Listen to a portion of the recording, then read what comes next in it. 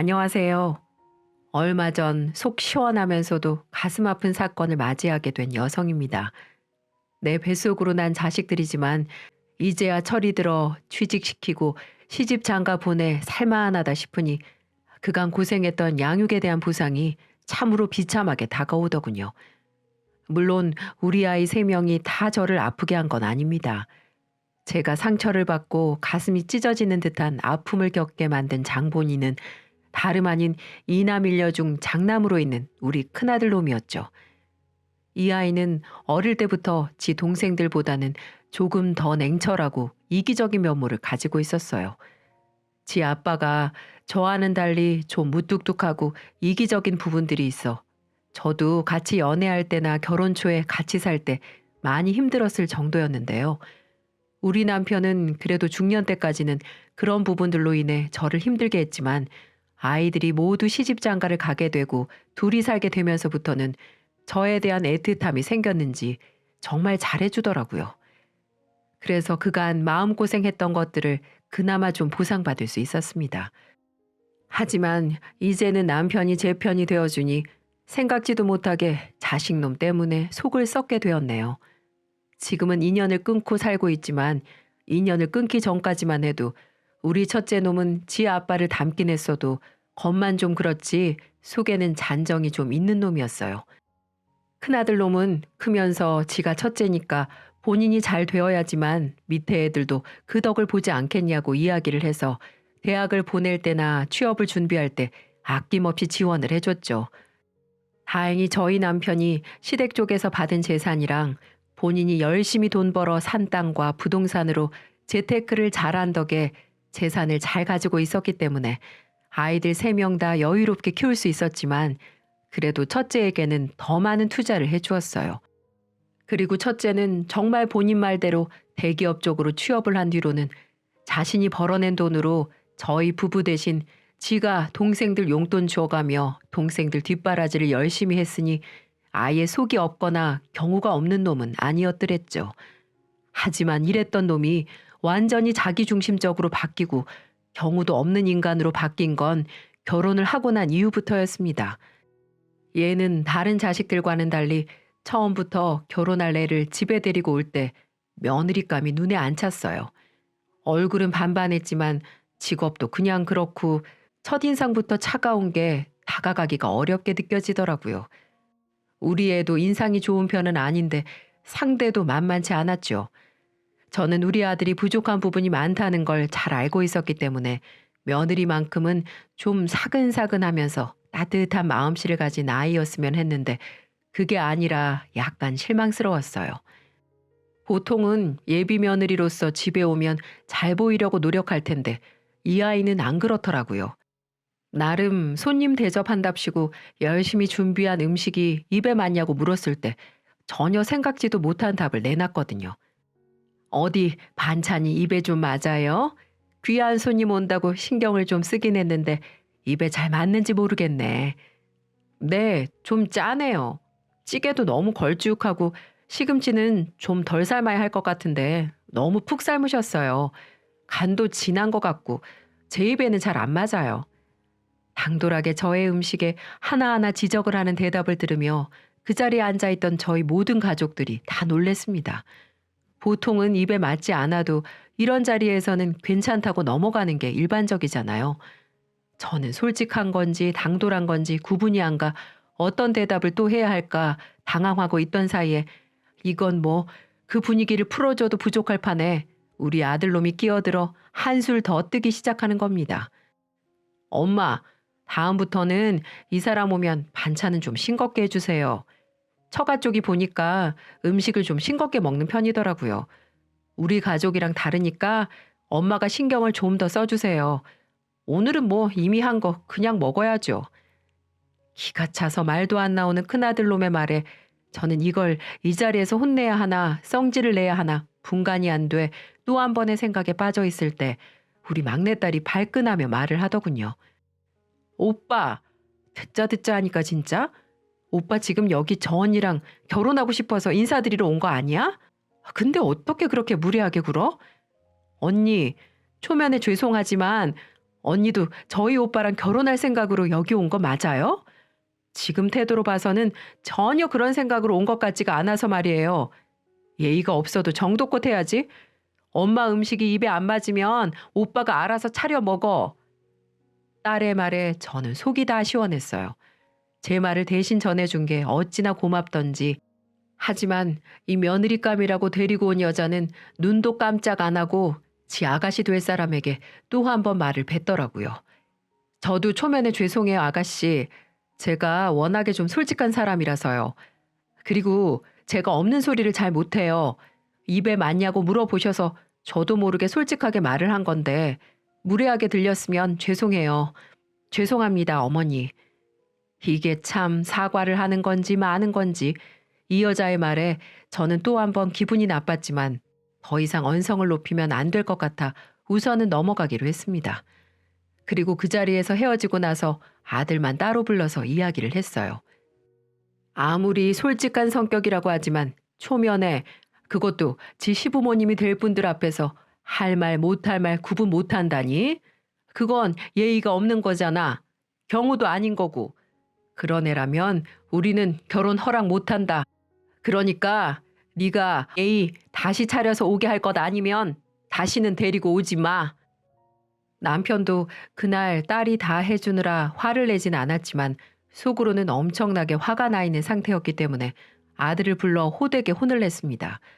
그리고 그 뒤로는 아들도 좀 깨달았는지 죄송하다고 하고는 다시 한번 데리고 와 같이 사과를 하며 저희 마음을 풀어주었죠. 그 뒤로도 몇 번 방문을 하며 나름 좋은 모습들을 많이 보여주려고 노력했고 저희도 겪을수록 정말 솔직하면서도 좀 차가운 성격인 것만 빼면 생활력도 좀 있어 보이고 둘 사이도 많이 좋아 보여 결혼을 허락했습니다. 하지만 역시 결혼 전에 삐그덕거리는 게 어디 안 갔던 걸까요? 처음이 좋지 않았을 때 딱 잘라버려서 했건을 사람의 그 본성이라는 건 어디 가는 게 아니더라고요. 저희는 순간적으로 반짝 저희에게 잘하는 모습에 속아 결혼까지 시켰는데 결혼 후 며느리는 본격적으로 자기중심적인 결혼 생활을 하기 시작했더랬죠. 뭐 결혼 후 처음부터 심하게 그런 건 아니었습니다. 초반에는 약한 수준이었는데 거의 이런 거였어요. 저희 집은 제사를 지내진 않았지만 대신에 지금 살아있는 우리 가족들에게 잘하자라는 의미에서 제사를 지내는 대신 모여서 같이 식사를 하는 시간을 가졌죠. 우리 큰아들이 장가는 제일 늦게 갔기 때문에 둘째 며느리나 막내 사위가 다 있었는데 이 애들은 항상 일찍 와서 제가 밥 차리는 것도 도우며 처음부터 시간을 함께 보냈는데 우리 큰아들 내외는 바쁘다는 핑계로 늘 밥을 다 차렸을 때 와서는 끝나고 설거지도 한번 안 하고 집으로 돌아갔어요. 대기업 다니느라 일이 많아 시간을 쪼개고 온 거라나 뭐라나. 하지만 요즘 젊은이들 바쁜 거는 우리 때랑은 또 다르다고 하기에 그건 이해를 해줬습니다. 우리 둘째나 셋째 놈이 가끔 서운해하긴 했지만 본인들은 다들 우리 부부가 좋아서 찾아오는 거였기 때문에 별소리 안 하고 잘 넘어갔었죠. 그러다가 문제가 터진 건 바로 제가 크게 다쳤을 때였어요. 제가 밖에서 친구들하고 나들이를 나갔다가 발을 잘못 헛디딘 바람에 다리 한쪽이 부러졌던 적이 있었습니다. 그때 우리 딸이나 둘째 아들은 놀라서 와가지고 돌아가면서 둘째 며느리는 며느리대로 우리 딸은 딸대로 찾아와서 저희 집에 반찬도 넣어주고 집안 청소도 해주고 그랬어요. 게다가 우리 둘째 아들은 지가 다 저를 병원에 데리고 왔다 갔다 하면서 일하느라 바쁜 제 아빠 대신에 보호자 역할하며 저를 챙겨주었죠. 물론 병원비도 본인이 다 대주고 말이에요. 저는 미안한 마음에 자식들에게 그러지 말라고 했는데도 불구하고 걔네들은 자식 뒀다가 뭐하냐고 이럴 때 써먹으라고 키우는 게 자식이라고 말하며 저를 살뜰히 챙겼어요. 하지만 유일하게 우리 첫째네는 분명 제가 다쳤다는 소리를 들었을 텐데도 불구하고 전화 한 통 안 합디다. 한 번은 제가 깁스를 풀기 전 또 한 번의 가족 모임이 있었더랬죠.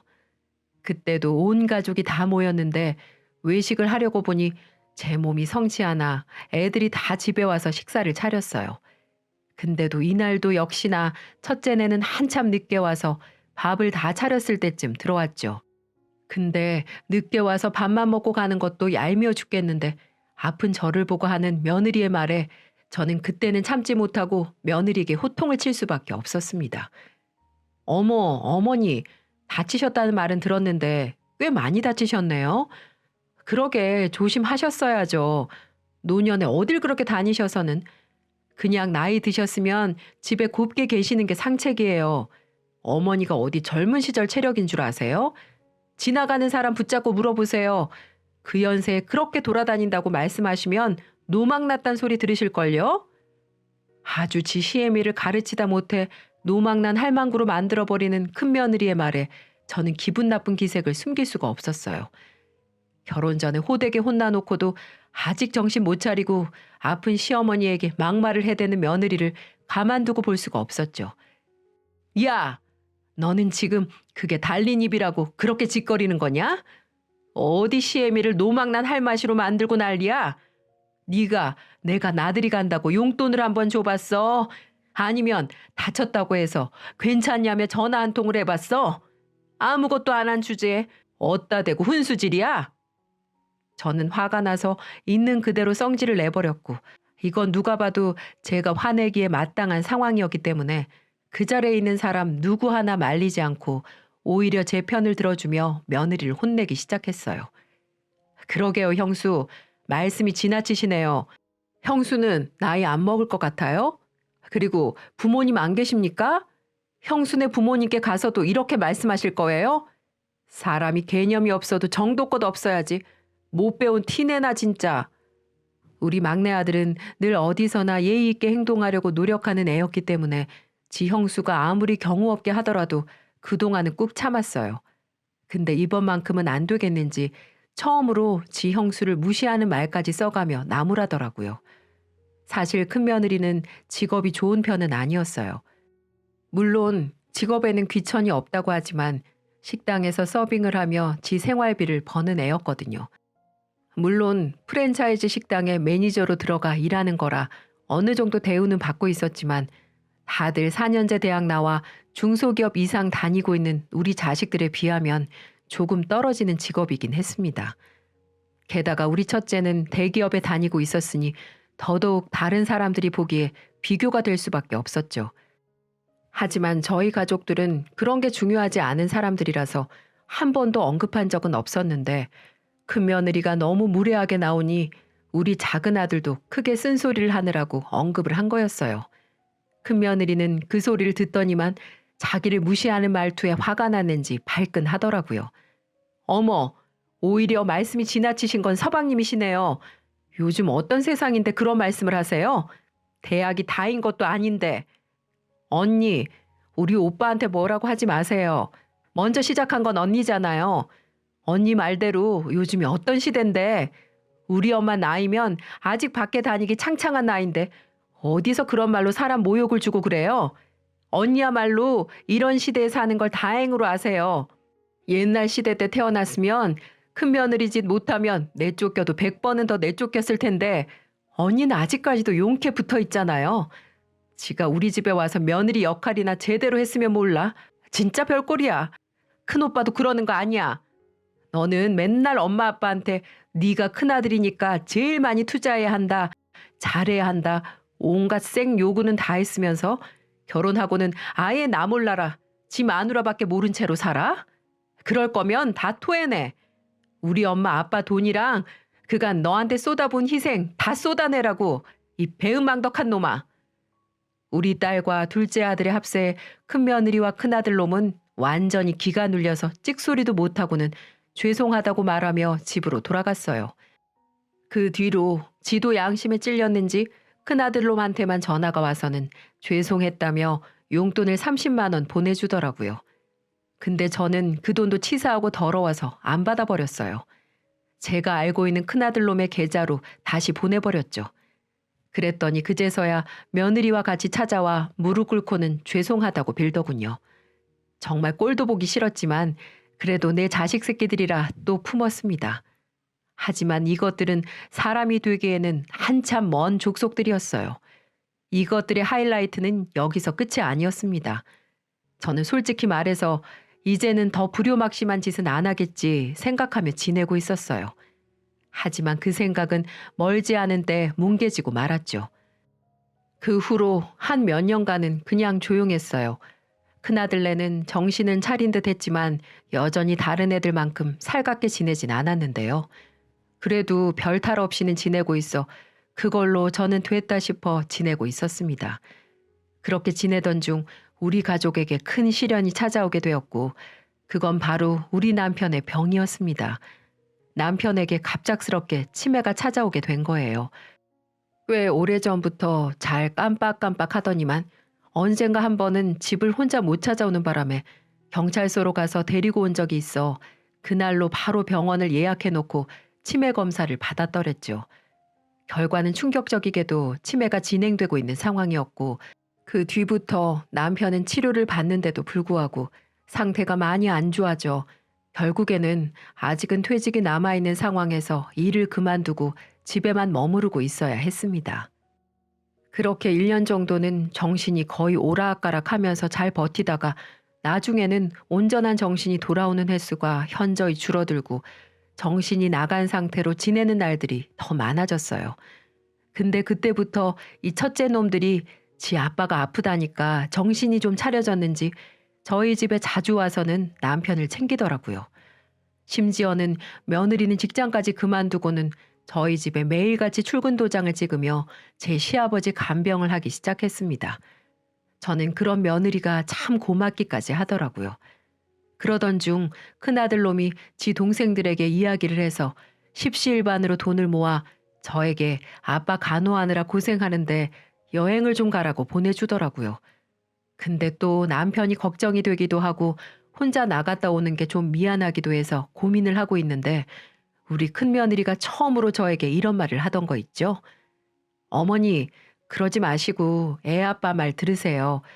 어머니 그동안 아버님 간호하느라 외출 한번 제대로 못 하셨잖아요.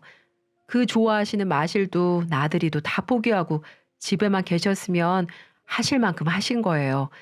그러니까 저한테 아버님 맡기시고 편하게 쉬시다가 오세요.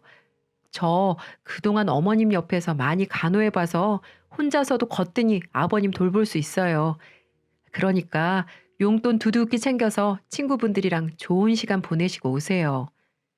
큰며느리도 합세해서 지가 남편을 보겠다고 하는 통에 저는 남편이 아프고 한 번도 외출을 할 때도 마음 편히 한 적이 없다는 것이 느껴져 아이들의 말을 따르기로 했습니다. 게다가 지금껏 이런 말을 전혀 하지 않던 며느리가 챙겨주니 더 감동이 되어 고맙더라고요. 그래서 친구들과 함께 오랜만에 여행을 다녀왔더랬죠. 그 기간이 거의 일주일이었습니다. 그리고 그 한 주 동안에 저는 무슨 일이 벌어지는지도 모른 채 남편의 죽음까지 맞이해야 했습니다. 아무 탈 없이 여행에서 돌아온 뒤로 남편의 상태는 이전보다도 더 안 좋아져 이제는 아예 제정신으로 돌아오지도 못하는 수준이 되었어요. 그래서 결국에는 그 상태로 1년이 안 돼 남편은 죽음을 맞이하게 되었습니다. 생전에 같이 지지고 볶고 살면서 무뚝뚝한 남편 때문에 소가리를 많이 했었는데 노년에 들어서야 아이들 다 시집장가 보내고 서로가 애틋해져 같이 잘 살고 있을 때 이런 시련이 찾아와 더욱 가슴이 아프더라고요. 그래서 남편의 임종을 지켜보던 순간과 장례식장에서 우리 막내딸을 붙잡고 얼마나 울었는지 모릅니다. 같이 산 세월의 정이 그렇게 무서운 거란 걸 처음 알았어요. 우리 자식들도 얼마나 울었는지 장례식 내내 눈이 퉁퉁 부은 채로 지냈는데 유일하게 눈물 한 방울 안 흘린 애들이 바로 우리 첫째네였습니다. 얘네들은 이상하게 제가 여행을 다녀온 이후부터 태도들이 다시 변하기 시작하더니 며느리도 나중에는 지 시아버지의 상태가 더 심해졌는데도 불구하고 한 번을 찾아오질 않더라고요. 그러다가 임종만 겨우 지키고는 장례식장 안에서도 온갖 인상은 다 찌푸리며 귀찮다는 듯이 지내는 게 영 보기가 안 좋았습니다. 하지만 제가 걔네들을 신경 쓸 정도로 마음의 여유가 없었기 때문에 그때는 그렇게 넘어가야만 했어요. 그리고 곧이어 저는 죽은 남편이고 뭐고 정신을 바짝 차릴 수밖에 없는 사건을 맞이해야만 했죠. 근데 그때 장례식장에서 한참을 썩은 표정으로 있던 큰아들 내외가 유품을 정리하고 있는 저희 집에 와서는 당당하게 안방으로 들어가 평소 제 손이 닿지 않는 장롱 천장에서 무언가를 꺼내오더라고요. 저는 여분의 겨울 이불을 리빙백에다가 싸서 보관을 하고 있었는데 글쎄 저희 큰며느리가 저도 모르는 새 무언가를 숨겨놓았죠. 그리고 그걸 모든 가족들이 다 있는 자리에서 공개하는데 그곳에 있던 저와 둘째, 셋째네 모두 경악할 수밖에 없었습니다. 큰며느리가 웃으며 당당하게 꺼내온 무언가는 바로 한 장의 종이었고 그 안에는 남편이 언제 썼는지도 모르겠는 유언장이 적혀 있었죠. 그 안에 있는 내용은 가히 충격 그 자체였어요. 남편이 가지고 있는 재산들 중에 무려 70%를 첫째네에게 상속을 하겠다는 내용들이 담겨져 있었거든요. 큰며느리와 첫째 놈은 그걸 꺼내와서는 당당하게 저희 앞에서 읽어내려갔고 조금은 삐뚤빼뚤했지만 제가 알고 있는 남편의 글씨체와 도장이 정확하게 찍혀 있었습니다. 저는 깜짝 놀라며 그 종이를 다시 가서 보았고 반박할 수 없을 만큼 우리 남편의 흔적이 담겨 있는 내용을 보면서 저는 완전한 좌절을 맛보아야만 했죠. 그리고는 이 치밀한 인간들 때문에 저는 머리까지 쭈뼛서는 경험을 해야만 했습니다. 남편이 유언장을 남긴 날짜를 보니 제가 여행을 가고 없을 때였거든요. 그때 며느리와 아들놈이 어떻게 남편을 꼬드긴 건지 유언장을 본인 손으로 직접 작성하게 만든 거였죠. 이때까지만 해도 남편의 정신이 살짝은 돌아올 때였는데 돌아와서도 완전히 돌아오기보다는 말만 좀 통하는 수준이었기 때문에 아들 내외 꼬심에 충분히 이 글을 작성할 수 있을 만한 상태였어요.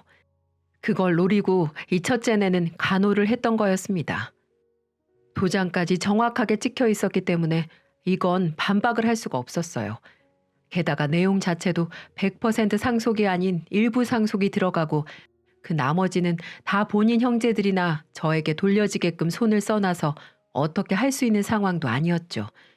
땅이나 건물 주소야 등기부 등본을 떼면 다 나오는 거라 그 주소들을 알아내는 것쯤이야 어려운 게 아니었을 거예요. 그러니까 이렇게 파렴치한 짓도 제대로 할 수가 있었던 거죠. 이 모든 상황을 다 파악하고 나니 저희 둘째가 완전히 맛이 가서는 눈이 뒤집히면서까지 제 형 멱살을 잡고 울분을 토해내더군요. 이야, 이 자식아, 아빠한테 무슨 짓을 한 거야? 이거 네가 다 꾸민 일이지. 그렇지 않고서야 왜 아빠가 너한테 상속을 이만큼이나 하는데? 이거 놓고 말해. 이게 위아래도 모르고 어디서 까불어?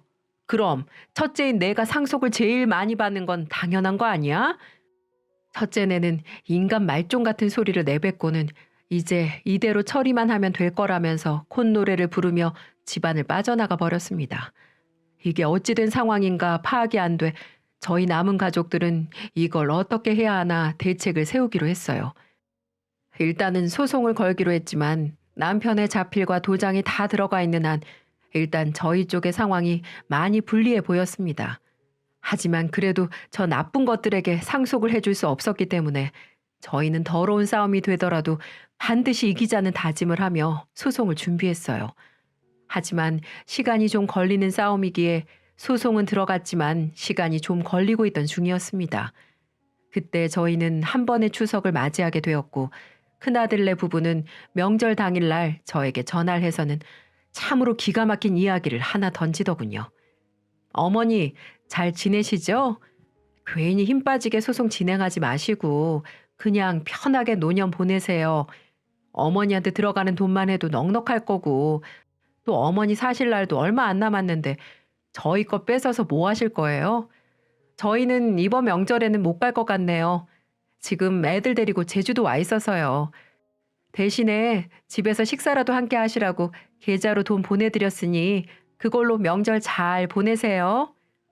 저는 어차피 명절에 온다고 해도 안 받아줄 생각이었는데 기어이 먼저 전화해서는 사람 속을 긁는 며느리에게 화가 났어요.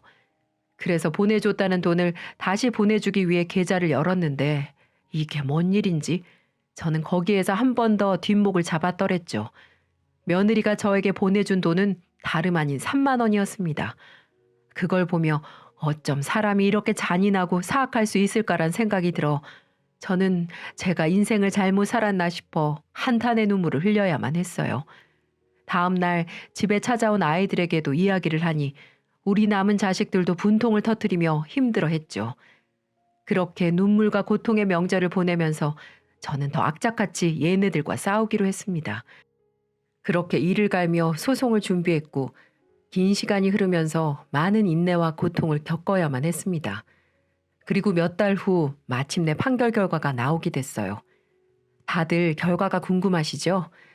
판결문에는 큰아들이 증거로 제출한 유언장은 유효하지 않다. 이런 내용이었습니다. 저희는 얼마나 그 판결을 받고 오열을 했는지 몰라요.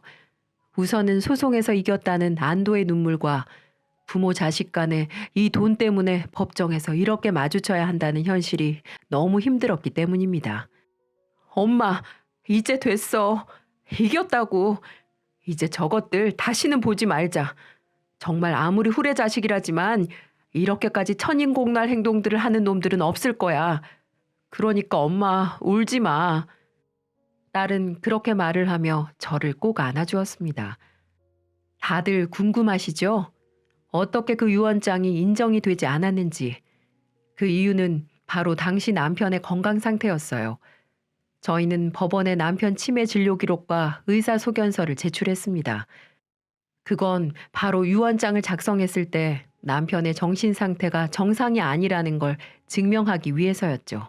그리고 제가 유언 효력 확인서를 제기했었는데 유언장에 집행자가 명시되어 있지 않아 인정이 되지 않았던 부분이었고 요즘 많이 하시는 공증 또한 해놓지 않은 상태라 그 유언장은 고작 종이대가리에 불과할 뿐이었어요. 그리고 요즘 유언장을 작성할 때 증인을 내세워야 하는데 그때 그 자리에는 상속자인 큰아들 내외밖에 없었기 때문에 그것도 발목을 잡은 거였죠. 보통 친척이나 형제들을 많이 내세운다고 하던데 그 유언장에는 그 누구도 증명해 줄 사람이 없었던 거였습니다. 이 세 가지 이유 때문에 우리는 아들과의 소송에서 승소를 할 수 있었죠. 아들은 이건 말도 안 된다면서 망연자실한 표정을 짓더군요. 이럴 수가 없어요. 보세요.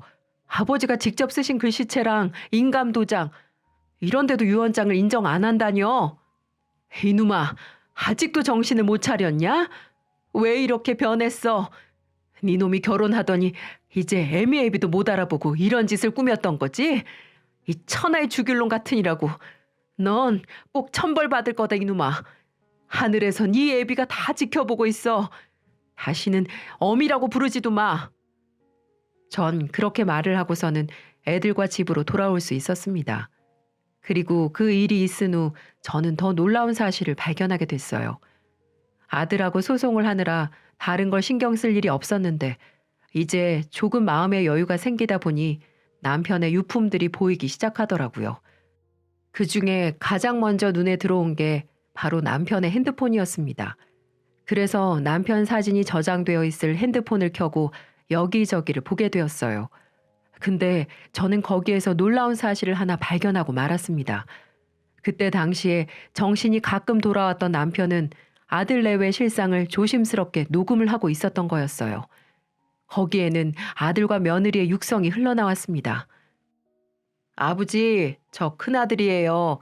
정신이 조금이라도 있으실 때 유언장 작성하셔야 된다고요. 제가 엄마랑 동생들 잘 챙길게요. 장남이 잘 돼야 가족이 잘 될 수 있다고요. 그래요. 그 많은 돈 갖고 계시다가 나중에 죽어서 가져갈 것도 아니잖아요. 이 사람 말대로 저희가 중심을 잡고 가족들 챙길 테니까 믿고 그렇게 해주세요. 이런 말들이 녹음되어 있었죠. 남편은 그런 아들 부부를 보며 아무 말도 하지 않은 것처럼 보였습니다. 그러다가 하루 뒤 더 끔찍한 녹음들이 담겨져 있었어요. 아버님, 계속 이렇게 버티실 거예요? 그럼 어머님 오실 때까지 굶으세요. 노인네가 고집은 세가지고는. 이렇게 말을 하며 이틀 동안 밥도 안 주고 남편을 괴롭히기도 한 것처럼 보였습니다. 그때 남편은 어떤 심정이었을까요? 몸도 안 좋은 상태에서 장남에게 그런 모욕을 당하며 일주일을 보냈으니 아마도 남몰래 많은 눈물을 흘렸을 겁니다. 전 그런 것도 모르고 좋다고 여행을 갔으니 너무나 제 자신이 원망스러웠습니다. 남편은 그 이후 거의 반강제적으로 유언장을 썼던 걸로 보였어요. 왜 남편은 이 사실을 제게 말하지 않았을까요? 아마 생전에 부모와 자식 간의 등 터지는 싸움을 보고 싶지 않아서였을까요? 녹음한 이후 죽을 때까지 얼마나 가슴을 졸이고 살았을까요? 아마 남편은 큰아들 때문에라도 가슴이 아파 속이 문드러지다 못해 썩고 극에 골마서 그렇게 불쌍하게 세상을 떠난 것 같아 저는 도저히 참을 수가 없었습니다. 저는 애들을 불러서 녹음본을 들려주었고 다음날 경찰서에 사기죄로 고소를 했습니다. 제가 사기죄로 소송을 걸어오니 또다시 비굴한 얼굴로 큰아들 내외가 찾아와 싹싹 빌더군요. 엄마, 잘못했어요. 아무리 우리가 잘못했기로써니 어떻게 사기 신고까지 하세요? 아들 인생 망하는 거 보고 싶어요? 호적에서 파는 것도 그래요. 어머니 피가 어디 가요? 평생 한이 될 텐데 당장 취소해 주세요. 맞아요, 어머니. 저희가 평생 모시면서 평생 효도할게요. 그러니까 제발 한 번만 봐주세요. 저의 팔과 다리를 붙잡고는 빌고 빌고 또 비는 자식들을 저는 외면했어요. 그리고는 끝내 포기하지 않은 이것들을 다시 경찰에 신고해 주거 침입죄로 끌려가도록 냅뒀습니다. 그 뒤로는 차마 찾아오지 못하고 전화만 주구장창 해대는데 저는 받지 않고 있어요. 내 배에서 난 자식이지만 악의 끝을 달린 인간을 더 이상은 거둘 수가 없어 저는 피를 끊어내는 고통을 겪으며 첫째네를 외면하고 있습니다. 그저 우리 남은 자식들에게나 잘하며 살고 싶네요. 얘네들은 조만간 형량이 정해질 것 같아요. 어떤 결과든 제발 이 기회를 통해서 깨닫고 정신 차리고 살았으면 좋겠네요. 우리 둘째랑 막내도 저의 아픔을 알고 같이 공유하며 더욱 돈독하게 지내고 있는 상황이에요. 참으로 가슴 아픈 시간이지만 저는 우리 남은 자식들 덕분에 꿋꿋하게 잘 버티고 있습니다. 우리 딸이 저를 위로한답시고 이런 문구를 보내주더군요. 우리는 젊을 때 배우고 나이가 들어서 이해한다. 그래서 하는 말이 아직은 제가 젊기 때문에 이런 이해 못할 일이 일어난 거라며 앞으로의 인생에서는 이해할 수 있을 만한 범죄 일만 겪으면서 살라며 격려를 해주었어요. 그 말을 듣는데 어찌나 눈물이 나던지요. 참 인생은 아이러니하게도 단 게 있으면 쓴 게 있는 것 같아요. 우리 자식이 그렇네요. 첫째는 저에게는 쓴 음식이지만 우리 둘째와 막내는 저에게 달디단 음식입니다. 그래서 이제는 단 것만 가까이 하며 지내려고 해요. 아들은 나중에 들어보니 그 많은 재산을 가로채 일을 그만두고 건물을 사려고 했다더군요. 요즘에 부동산만큼 단기적으로 수익을 벌 수 있는 게 없기 때문에 건물을 사서 월세를 받아가며 인생을 살려고 했다고 했어요. 너무 마음이 아팠습니다. 정말 책임감이 강했던 아들, 동생들도 잘 챙겼던 듬직한 아들이 왜 이렇게 변해버렸을까요? 지금도 꿈속에 나타나 어릴 적 모습이 생생하게 나타나 잠에서 깨면 얼마나 우는지 모릅니다.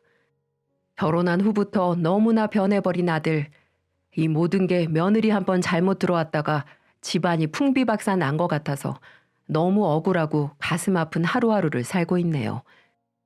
여러분, 저 잘한 거 맞는 걸까요?